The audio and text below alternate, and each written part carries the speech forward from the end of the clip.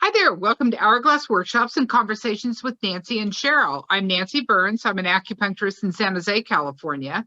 And I'm Cheryl Seavey. I'm a writer and a blogger on women's issues over 50. And today we are a couple of things that I wanted to do. One, I wanted to give an acknowledgement and thank you to a couple of our listeners and good friends based upon a couple of past videos that we did, conversations. And the first one is from Shelly. Shelly, thank you so much. You're up in Portland. I hope you're not too cold up there.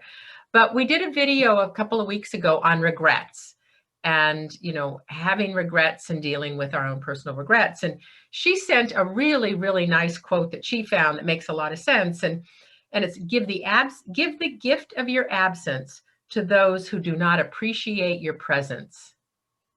I think that is great. And Yeah. it's certainly food for thought because a lot of us are feeling unappreciated for a variety of reasons. Surprisingly, a lot of people have become very reclusive with the COVID being their excuse to be so. Right. And you find yourself being the one that's always reaching out to them, and there's nothing reciprocal. And so it does come to a point where you say, okay, I'm just going to back off. And if they want to pick up the ball, fine. And if not, then there's the message there. Right. Right. Because it feels as though now they could be busy, they could be going with some issues, but it could be that they're just not that interested. Exactly. Which, how busy is anybody right now? Really? Yeah. There are some, but it's not like they're off to France for, the summer or anything. Well, that is true. That is true. Yeah. But I thought that one was really good. And then that brought up another one that I got from my friend Pam down in LA, much warmer climate, actually Hollywood. And Pam wrote about the importance. We were talking about giving ourselves permission to do things.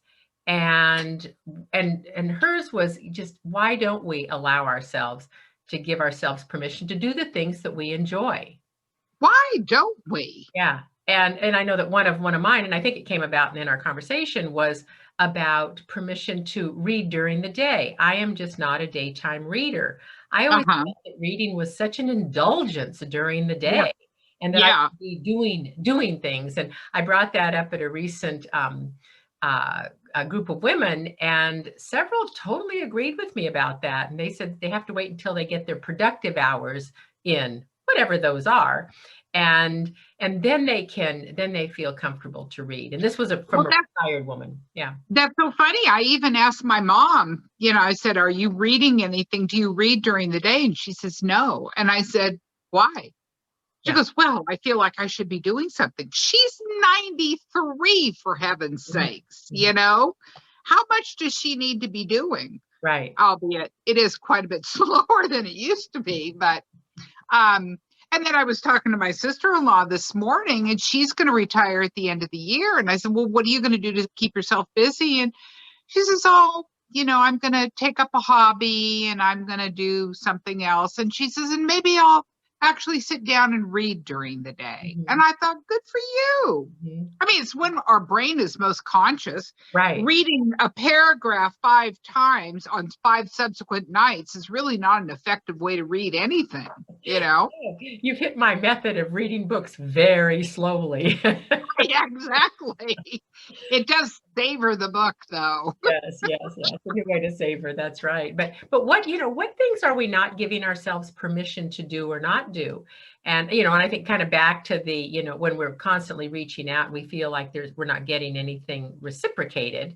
That why don't we give ourselves permission just to say, okay, I'm not going to always initiate. I'm not going to always do this.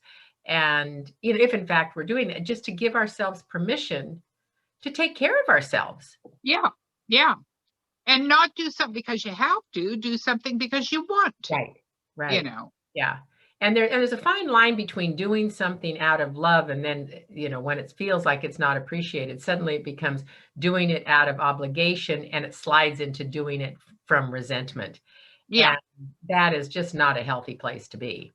Yeah, if you're starting to feel a little snarky, then you know you're getting pushed in a direction you shouldn't go. You know? Yeah. Snarky is my signal. Yeah, really. Yeah. Like, oh, yeah, I don't. Yeah, oh, when you see that part of yourself and you go, "Ooh, that's not a very pretty part." So yeah. anyway, so anyway, I really want to thank our our friends and those of you who do send in comments. We read them all. We oftentimes bring them up in future future conversations. I mean, honestly, it is so flattering to Yes, us. First of all, that you're taking the time to even listen. And secondly, that you want to actually contribute. It's just delightful. yes, And I totally appreciate it. yes, yes, and it expands our conversations. Yeah. And keeps me from getting snarky. Yeah. So There you go. until next time, check us out on Hourglass. Remember to like us, thumbs up on YouTube, comments, emails back, whatever. We'd love to hear from you. You help us build our conversation and our community. So again, And share us with someone else. yes. So thank you so much. And until next time, I'm Cheryl. And I'm Nancy. Bye now. Bye.